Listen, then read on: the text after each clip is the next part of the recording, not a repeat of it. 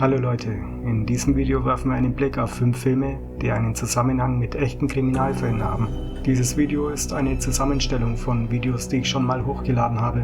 Aber da ich ja recht random poste, dachte ich mir, ich mache einfach mal diese Compilation. Alle Fälle sind echt und die Timestamps sind in der Videobeschreibung. Falls ihr eins oder alle diese Videos schon kennt, bedeutet das, ihr seid ein wiederkehrender Zuschauer. Falls das so ist, will ich jetzt diesen Moment hier dafür nutzen, um euch von ganzem Herzen zu danken. Und jetzt wünsche ich euch viel Spaß mit dem Video. Im ersten Video geht es um Tammy Lynn Leppard, einer jungen Frau, die im Film Scarface einen kurzen Auftritt hatte, doch kurz darauf für immer verschwand. Tammy Lynn Leppard war eine US-amerikanische Schauspielerin, Schönheitskönigin und Model. Sie hatte eine kurze Szene im 1983er Film Scarface.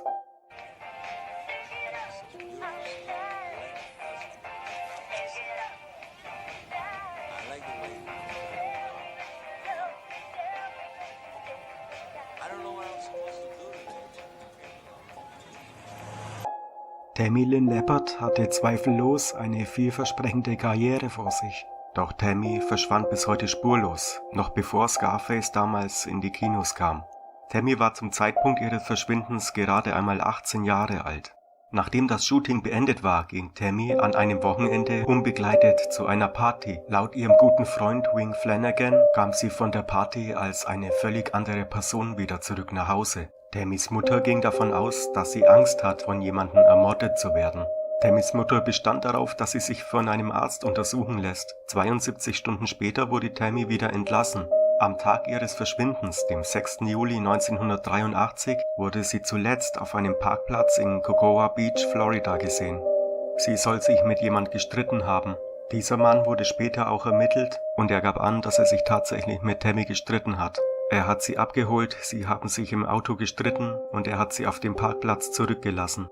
Tammys Mutter behauptete, dass ihre Tochter Angst vor diesem Mann hätte und obwohl er als die Person gilt, die Tammy zuletzt lebend gesehen hat, wurde er als Verdächtiger fallen gelassen und es wurde nicht weiter gegen ihn ermittelt. Es gibt mehrere Theorien über den Fall. Einige glauben, dass Tammy Opfer von Christopher Wilder wurde. Christopher Wilder war ein australischer Serienkiller. Er reiste Anfang der 80er durch die Vereinigten Staaten und tötete dabei mindestens 8 junge Frauen im Alter von 17 bis 33 Jahren. Wilder war zum Zeitpunkt von Tammys Verschwinden in Florida aktiv. Seine Vorgehensweise bestand darin, Frauen mit dem Versprechen zu locken, sie für Zeitschriften zu fotografieren. Wilder wurde 1984 bei einer Schießerei mit der Polizei getötet. Die Behörden haben Wilder nicht mit Tammys Verschwinden in Verbindung gebracht. Auch Tammys Familie selber hat Zweifel daran, dass Christopher Wilder involviert war. Andere glauben, dass sie weggelaufen ist, um ein neues Leben zu beginnen. Oder dass sie in das Zeugenschutzprogramm aufgenommen wurde, weil sie etwas über das Drogenmilieu wusste. Es gibt auch Berichte, dass die Polizei 2 Anrufe von einer Frau erhalten hat, die behauptete, dass Tammy noch am Leben sei, aber keinen Kontakt aufnehmen könne. Es wurden Flugblätter verteilt, Interviews gegeben. Tammys Mutter engagierte sogar Privatdetektive. Doch Tammy Lynn Leppard tauchte bis heute nicht mehr auf. Ich frage mich wirklich, was Tammy damals auf der Party mitbekommen hat. Von dieser soll sie ja als völlig anderer Mensch zurückgekommen sein. Vielleicht hat sie irgendetwas gesehen, was sie nicht hätte sehen sollen. Tammy ist nun seit mehr als 40 Jahren verschwunden. Also wenn ihr das nächste Mal Scarface schaut, wisst ihr jetzt, wer diese attraktive Blondine ist, mit der Manny da flirtet, während Angel zersägt wird, bei Minute 25. Im zweiten Video geht es um Werner Kniesek, einem der bösesten Menschen, die je gelebt haben. Der Film Angst aus dem Jahr 1983 basiert auf den schrecklichen Taten von Werner Kniesek. In diesem Video werfen wir einen Blick auf das Monster von St. Pölten. Laut österreichischer Kriminalstatistik gilt Werner Kniesek als einer der gefährlichsten Serienkiller überhaupt. Seine Taten schockierten im Januar 1980 ganz Österreich, aber insbesondere St. Pölten. Werners Taten wurden 3 Jahre später sogar verfilmt, der kontroverse Film Angst von Regisseur Gerald Kagel. Im Film spielt Erwin Leder die Hauptrolle als Werner Kniesek. Erwin Leder wurde 2 Jahre vorher durch das Boot bekannt. Der Film dreht sich um Werner Knieseks brutale, verwirrte und kranke Welt. Der Film sorgte bei seiner Veröffentlichung wegen der realistischen Darstellung von Brutalität und Gewalt für heftige Kontroversen. Werner Kniesek wurde 1946 in Salzburg, Österreich geboren. Seinen Vater hat er nie kennengelernt und er wächst bei seiner Mutter auf. Schon seine früheste Kindheit ist von Gewalt geprägt.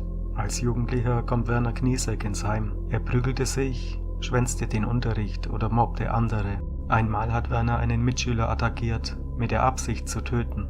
Im Jahr 1962, mit 16 Jahren, wohnte er vorerst wieder mit seiner Mutter.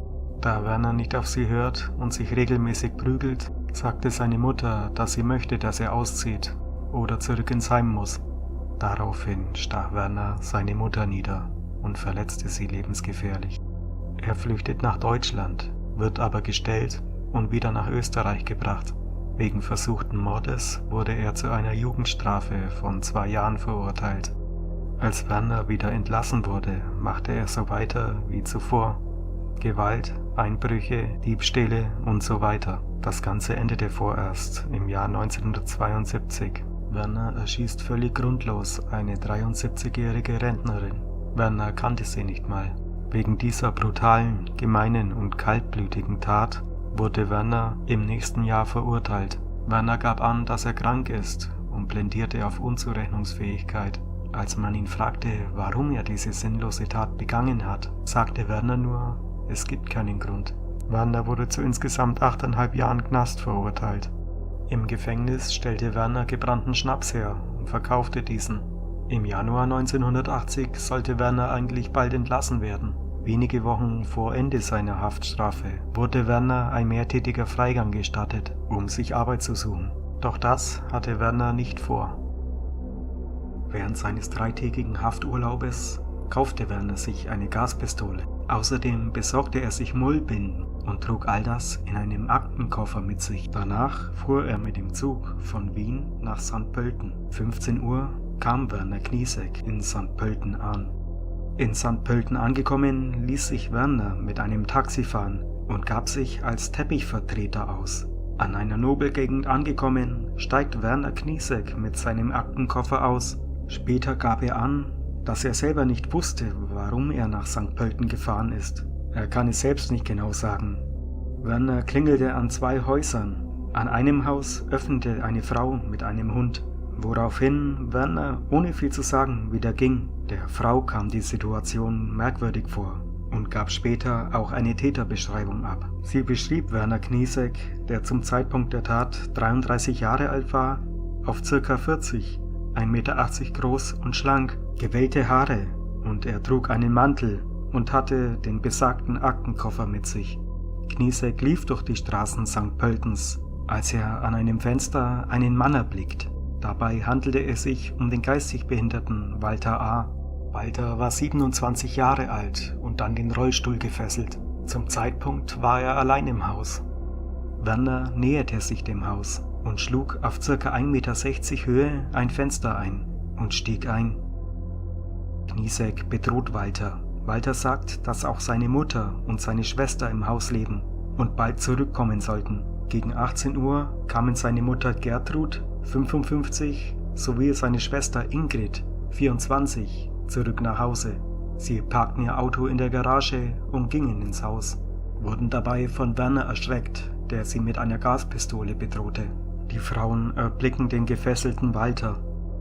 Unter Androhung von Waffengewalt fesselt Werner auch die Frauen. Nachdem er sie gefesselt hat, sagte er allen, dass er sie alle töten werde. Werner begann damit, Tochter Ingrid zu erniedrigen, misshandeln und zu quälen. Werner schlug Ingrid mit einem Gürtel. Ingrids Mutter, Gertrud, schlug er jedenfalls nicht. Später gab er an, er schlug sie deshalb nicht, weil die Mutter durch das Ansehen der Qual der Tochter mehr leidet, als wenn sie selber gequält werden würde. Als die 55-jährige Mutter Gertrud droht, bewusstlos zu werden, hört Werner auf, Ingrid zu schlagen. Werner löste Ingrid von ihren Fesseln und erlaubte ihrer Mutter Gertrud, Tabletten zu geben. Allerdings nicht aus Mitleid, sondern weil Werner wollte, Tochter Ingrid noch weiter zu quälen und Mutter Gertrud mit ansehen musste, wie ihre Tochter Ingrid gequält werde, bevor sie selber sterben werde. Die Frauen boten Werner Schmuck und Geld an, doch dieser hatte keine Absichten aufzuhören. Werner lässt sich von Ingrid sogar einen Kaffee kochen. Werner wiederholt, dass er sie alle töten werde. Gegen 20 Uhr erdrosselt Werner die Hauskatze. Von 20 bis 23 Uhr misshandelt Werner Ingrid und Walter vor den Augen der Mutter. Um ca. 23 Uhr muss ein Opfer sein Leben lassen. Vor den Augen seiner Mutter und Schwester wird Walter A. erdrosselt. Taub vor seelischem Schmerz befand sich die Mutter in einem extrem schlechten Zustand und verlor immer wieder das Bewusstsein, während Werner Ingrid unter anderem mit einer brennenden Zigarette foltert. Die Stunden vergehen und Mutter Gertrud verliert öftere Male ihr Bewusstsein, während Werner Kniesek sein perfides, brutales und ekelhaftes Spiel weitertreibt. Es ist ca. 2 Uhr, als Werner vor den Augen ihrer Tochter auch die Mutter Gertrud erdrosselt. Ingrids Martyrium würde für 3 Stunden weitergehen. Ingrid versuchte aus dem Haus zu fliehen, doch wurde von Werner eingeholt. Werner band sie an ein Heizungsrohr und verübte abscheuliche Taten an ihr, ehe er auch sie um ca. 5 Uhr mit einem Kabel erdrosselt. Für die nächsten 3 Stunden blieb Werner noch im Haus der Familie A. Werner räumte das Haus grob auf. Anschließend schliff er die 3 Leichen der Familie A in den Kofferraum ihres Mercedes. Daraufhin suchte er in der Wohnung nach Bargeld. Um kurz vor 8 Uhr morgens tritt Werner dann vor die Tür. Anschließend fährt er mit dem Mercedes in das etwa 10 Kilometer entfernte Karlstetten. In Karlstetten betrat Werner dann eine Gaststätte und bestellte sich ein Frühstück. Der Kassiererin fiel auf, dass Werner mehrere Tausenderscheine in seinem Portemonnaie habe. Auch fiel ihr sowie den anderen Gästen Werners nervöses Verhalten auf. Als die Bedienung dann Werner das Frühstück brachte, sagte Werner ihr, dass er nach Wien fahren will. Er wolle aber nicht über St. Pölten fahren. Das kam der Bedienung merkwürdig vor, da der Mercedes, mit dem Werner gekommen ist, ein St. Pöltener Nummernschild hatte. Auch fiel ihr auf, dass Werner beim Essen seine Handschuhe anbehielt. Dem Gesellen des Hauses kam das alles so merkwürdig vor, dass er sich das Nummernschild notiert hatte. Nachdem Werner wieder gegangen war, wurde die Polizei verständigt und somit wurde nach dem Mercedes mit St. Pöltener Nummernschild gefahndet. Die Beamten stellten fest, dass das Nummernschild auf Familie A zugelassen ist. Infolge darauf wurde ab Nachmittag das Haus der Familie A observiert, da die Beamten eine mögliche Rückkehr des Täters nicht ausschließen konnten. Auch die Nachbarn zeigten sich besorgt, da die Jalousien immer noch nicht heruntergelassen waren. Um kurz vor 16 Uhr entdeckte Kriminalinspektor S. das eingeschlagene Fenster. Der Kriminalinspektor kroch hinein und entdeckte umgeworfene Marmeladengläser. Darauf schloss er, dass zuvor schon jemand hindurchgekrochen sein musste. Der Kriminalbeamte S. durchkämmte blitzschnell alle Räume, konnte aber nichts Ungewöhnliches feststellen. Im 1. Stock ist ihm der Rollstuhl von Walter aufgefallen. Auch eine Handtasche lag einfach so auf dem Boden. Kriminalinspektor S. öffnete seinen Kollegen die Tür, um die Observation im Inneren des Hauses fortzusetzen. Angespannt verbrachten die Beamten mehrere Stunden im stockfinsteren Haus der Familie A, um auf eine mögliche Rückkehr des Täters zu warten. Es ist ca. 2 Uhr nachts, als im totenstillen Haus das Telefon klingelt. Einer der Beamten nahm den Hörer ab, an der anderen Leitung war die Dienststelle. Den Beamten im Haus wurde mitgeteilt, dass der Tatverdächtige vor ca. 2,5 Stunden gefasst wurde. Gegen 23:30 Uhr haben Salzburger Kollegen das Auto gefunden. Als Kniesek dann zum Fahrzeug zurückkam, hielten sie ihn an. Die Beamten öffneten mit dem Schlüssel den Kofferraum. Unter Plüschdecken machten sie dann die grauenhafte Entdeckung. Sie fanden die Leichen der Familie A. Die tote Katze lag ebenfalls im Kofferraum. Um 23:30 Uhr wurde Werner Kniesek umgehend verhaftet. Während Werner am Anfang noch alles leugnete, gab er schon am nächsten Tag ein Geständnis ab. Der Kriminalbeamte S. sagte damals dazu: „Wir haben damals Glück gehabt. Hätte es nicht den Tipp gegeben und hätten wir Kniesek nicht erwischt, wäre er am 18. Januar einfach wieder ins Gefängnis zurückgegangen und der Fall wäre vielleicht nie aufgeklärt worden. Werner begann in der Zelle 2 Selbstmordversuche. Beide werden vereitelt. 3 Monate später stand Werner dann vor Gericht. Im Gericht wurde eine Schweigeminute für die Opfer abgehalten. Nach der 5-stündigen Verhandlung wird Werner zu einer lebenslangen Haft und eine Einweisung in eine Anstalt für abnorme Rechtsverbrecher verurteilt. Bis heute sitzt Werner Kniesek für seine abscheulichen Verbrechen im Gefängnis. Im dritten Video geht es um die Lady of the Dunes und ihren Zusammenhang zum Film Der weiße Hai von Steven Spielberg. Steven Spielbergs Jaws oder zu Deutsch Der weiße Hai gilt auch heute noch, ein knappes halbes Jahrhundert nach Release, als einer der besten Horrorfilme und führt das Subgenre des Tierhorrorfilms quasi an. Der Film gewann insgesamt 3 Oscars und hat zahlreiche Nachahmer inspiriert. Der Soundtrack und viele Szenen sind heute ikonisch.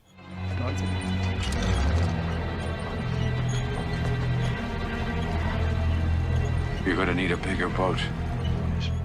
1974 war das Jahr, in dem Der weiße Hai gefilmt wurde.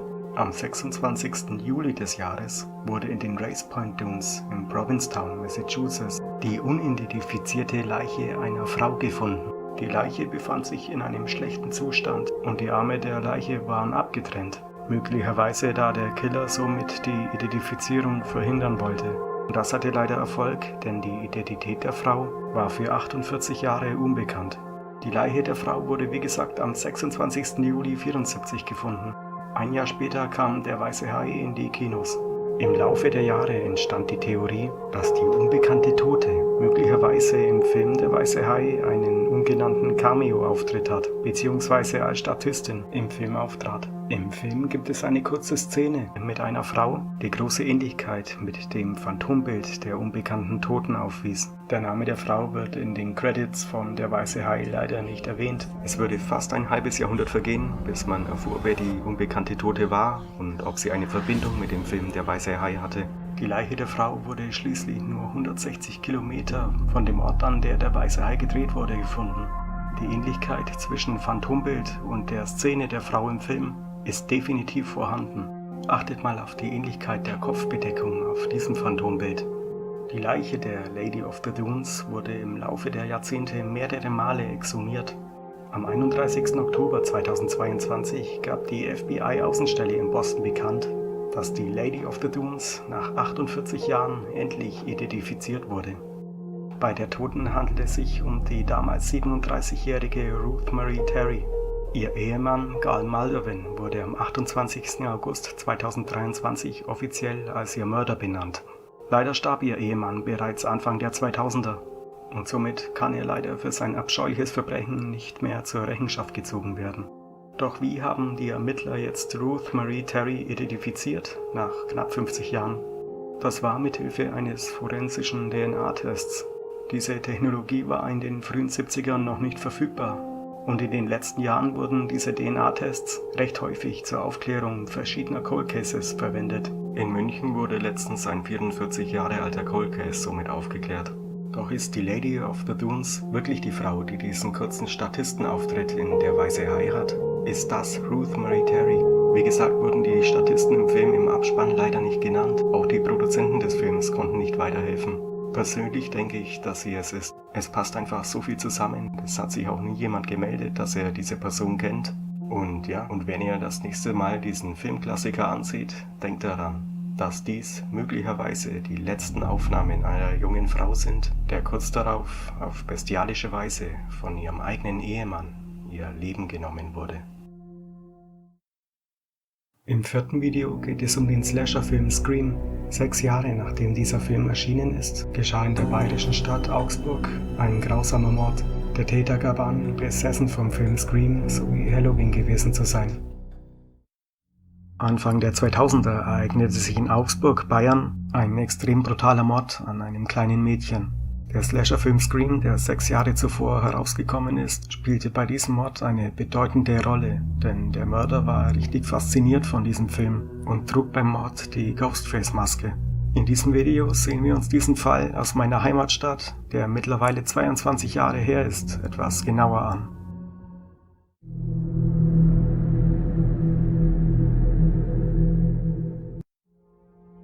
Der Augsburger Scream-Mord ereignete sich am Rosenmontag 2002. Der 19-jährige Michael W. war fasziniert vom Film Scream, dem Slasher-Film von Wes Craven aus dem Jahr 1996. Michael W. arbeitete in einem Berufsbildungswerk und war dabei, eine handwerkliche Ausbildung zu absolvieren. Seine Ausbilder bezeichneten ihn als auffällig. Am besagten Tag, also dem Rosenmontag 2002, musste Michael nicht arbeiten. Michael beschloss, nachts rauszugehen. Um ca. 23:10 Uhr ging er in ein Bistro und bestellte sich ein Bier. Später ging Michael raus, pinkelte an einen Zaun und folgte einer Frau. Michael wollte diese Frau erschrecken, doch sie rief nur: Hey, was willst du? Michael gab später an, dass er richtig wütend war, dass sich die Frau von ihm nicht erschrecken ließ. Diese Frau gab später auch eine Zeugenaussage ab und trug unter anderem dazu bei, dass Michael später gefasst wurde. Um kurz vor Mitternacht stieg Michael in das Haus der 12-jährigen Vanessa. Ihre Eltern waren zum Zeitpunkt nicht zu Hause, diese waren auf einem nahegelegenen Faschingsball. Vanessas jüngerer Bruder schlief nebenan. Nachdem Michael in das Haus von Vanessa in Gersthofen eingedrungen ist, ging er sofort zur Küche und holte sich ein 16 cm langes Messer. Daraufhin ging Michael in Vanessas Zimmer und tötete sie auf brutalste Weise mit 21 Messerstichen. Vanessa hatte gegen den 1,82 Meter großen und 73 Kilo schweren Michael keine Chance. Als Vanessas Eltern nach dem Faschingsball wieder nach Hause kamen, entdeckten sie die Leiche ihrer Tochter und riefen völlig entsetzt die Polizei. Von der Polizei wurde daraufhin die Soko Vanessa gegründet. Nur wenige Tage nach diesem völlig abartigen Mord konnte Michael W. als Killer identifiziert und ausgemacht werden. Den Ermittlungen zufolge war Michael W. ein Fan von Horror- und Gewaltvideos. 173 Videofilme beschlagnahmten die Ermittler in seinem Zimmer. Die Filme Scream und Halloween hatte Michael nach eigenen Angaben mindestens 50 Mal gesehen.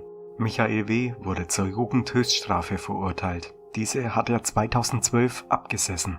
Nachdem Michael W. die Jugendhöchststrafe von 10 Jahren abgesessen hatte, ordnete das Landgericht Augsburg im Jahr 2012 die nachträgliche Sicherheitsverwahrung an. Der Richter begründete dies damit, dass er davon ausgehe, dass von Michael immer noch die Gefahr schwerer Gewalt oder Sexualdelikte ausging. Der Bundesgerichtshof bestätigte diese Entscheidung und somit sitzt Michael W. heute immer noch im Gefängnis.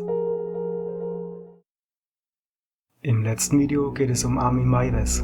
Dieses Video ist etwas anders als die anderen. In diesem Video geht es hauptsächlich um Armins Foreneinträge, aber es existiert ein Film, der auf Armin Meiwes Taten beruht.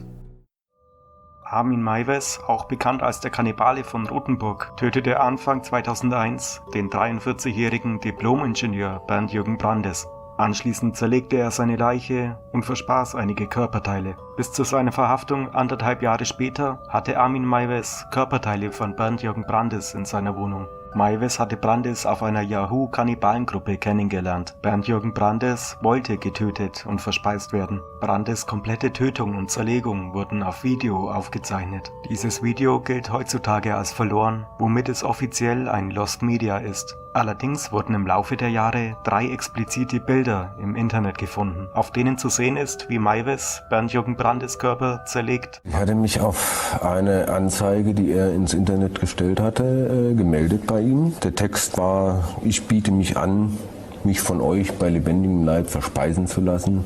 Wer es wirklich will, braucht ein echtes Opfer. Ich hatte ihm dann entsprechend darauf geantwortet. Da habe ich mich im Prinzip dann bei ihm beworben, dass ich im einsamen Haus lebe und entsprechende Schlachtungen durchführen möchte und so weiter. Eigentlich in Annäherung an eine Schlachtanleitung, die ich im Internet gefunden hatte. Daraufhin hatte er mir dann entsprechend geantwortet. Dann hatte er mir seine Vorstellungen entsprechend geschrieben. Ihm war es also ganz wichtig, dass ihm das Geschlechtsteil abgetrennt wird und dass er selbst dieses essen kann. Welche Abtrennung? Wie? Welche Abtrennung? Vom Penis? Vom Penis, ja. Seine Vorstellung war es also, dass er in den Hals gestochen wird, der Hoden abgetrennt wird, dann entsprechend ausbluten, dann der Bauch aufgeschlitzt wird, die Eingeweide entsprechend entfernt werden, danach der Körper dann halbiert wird, oder also der Kopf abgetrennt, entsprechend dann Brustbein aufgetrennt, Becken aufgetrennt, Wirbelsäule durchtrennt. Was allerdings nicht verschwunden ist, sind einige Forenbeiträge, die Meiwes unter dem Pseudonym Frankie auf dem längst gelöschten Forum Cannibal Café veröffentlichte. Ich habe die Wayback Machine benutzt und konnte Meiwes ersten Post finden. Am 5. Februar 2002 postete ein User mit dem Namen Iggy auf dem Cannibal Café Forum und fragte: Wo kann ich Geschichten und Fotos von Männern finden, die kannibalisiert werden? 13 Tage später, am 18. Februar 2002, antwortete Meiwes unter seinem Nutzernamen Frankie. Er postete Links zu einer MSN-Gruppe und 2 Yahoo-Gruppen, die sich mit dem Thema Kannibalismus beschäftigten. Armin Meiwes hatte Bernd-Jürgen Brandes am 10. März 2001 getötet und auf einer Yahoo-Gruppe hatte Meiwes Bernd-Jürgen Brandes kennengelernt. Zu diesem Zeitpunkt hatte Meiwes noch Körperteile von Brandes in seinem Kühlschrank, war aber bereits schon wieder auf der Suche nach neuen willigen Opfern. Denn nur 4 Tage später erstellte Meiwes seinen ersten eigenen Thread. Schlachtjunge gesucht. Du bist zwischen 18 und 25 Jahren alt, normal gebaut und gesund. Ist es dein Wunsch, deinem Leben ein Ende zu setzen? Aber möchtest du, dass noch etwas Vernünftiges aus dir wird? Dann komm zu mir. Ich werde dich schlachten und deinen Körper verwerten in leckere Schnitzel und Steaks. Dann aus dem Arm, Oberarm kann man Braten machen und ähnliches, ja. Hinten aus dem Rücken entsprechend Lachsrolle oder eben aus dem Schenkel Schnitzel und ähnliches. Interesse? Dann bewerbe dich bitte. Mit Angabe von Alter, Größe und Gewicht. Am besten mit Foto. Frankie. Lieber Frankie, ich will nicht mehr und muss unbedingt an den Fleischhaken. Bitte verarbeite mich zu Schnitzel, Steak und Gehacktes. Ich bin geil darauf und hoffe, dass du mich bald fachgerecht mit meinem Messer abstichst oder mit einem Kopfschuss betäubst. Wer macht es, wenn Frankie es nicht macht? Bis Ende 2002 erstellte Meiwes zahlreiche Threads und antwortete auch auf zahlreiche Threads. Am 10. Dezember 2002 stellte sich Meiwes nach einer Hausdurchsuchung seinem Anwalt und legte ein vollständiges Geständnis ab. Seinen letzten Thread auf dem Cannibal Café Forum erstellte Meiwes am 24. November 2002, also nur wenige Tage bevor er verhaftet wurde. In seinem letzten Thread schrieb Meiwes: Junger Mann gesucht. Du bist maximal 30 Jahre alt, hast einen normalen Körper. Dann bist du für mich genau der Richtige. Ich will dich schlachten und dein leckeres Fleisch genüsslich verspeisen. Bitte melde dich an anthrophagus@hotmail.com mit Angabe von Alter, Größe und Gewicht, möglichst mit Foto. Dein Metzgermeister Frankie. Dieser Post sorgte unter anderem dafür, dass Armin Meiwes gefasst wurde, da er hier seine private Klar-E-Mail benutzt hatte. Ein Leser des Forums meldete das der Polizei. Nur wenige Tage nach dem Post wurde Armin Meiwes verhaftet. Auch das Cannibal Café Forum selber wurde nur wenige Wochen nach dem Post offline genommen. Armin Meiwes sitzt bis heute im Gefängnis. Im August 2020 lehnte die zuständige Strafvollstreckungskammer eine bedingte Haftentlassung von Meiwes erneut mangels einer günstigen Prognose ab. Meiwes selbst bezeichnete seine Taten im Juli 2013 in einem Zeitungsinterview als falsch und völlig abnorm. In der Nacht vom 16. auf den 17. April 2023 kam es gegen 3:20 Uhr in dem leerstehenden Haus von Meiwes zu einem Feuer. Bei Ankunft der Feuerwehr stand das Gebäude bereits im Vollbrand, sodass man es kontrolliert abbrennen ließ. Zuvor galt Armins Haus als Lost Place und wurde unter anderem hin und wieder von Geisterjägern besucht.